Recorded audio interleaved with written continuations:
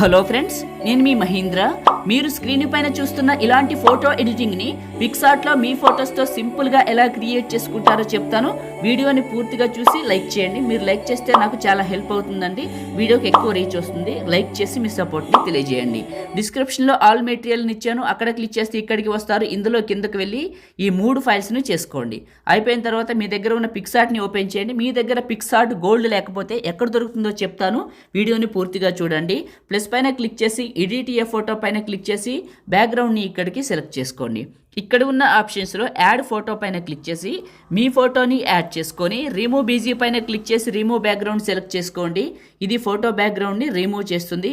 ఈ remove BG పనిచేయాలంటే ఖచ్చితంగా గోల్డ్ వెర్షనే కావాలండి. ఎక్కడ దొరుకుతుందో చెప్తాను చూడండి.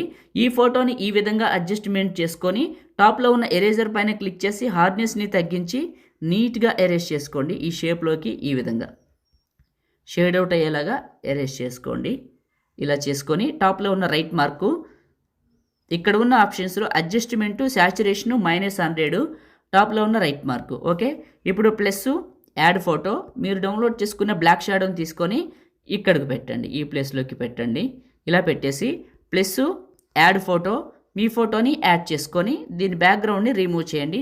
ఫ్రెండ్స్, మీకు కానీ కావాలనుకోండి గోల్డ్, నేను చెప్తాను వినండి. నాకు ఒక ఇన్స్టాగ్రామ్ ఉంది, నా ఐడి వచ్చేసి పగిడి మహీంద్ర.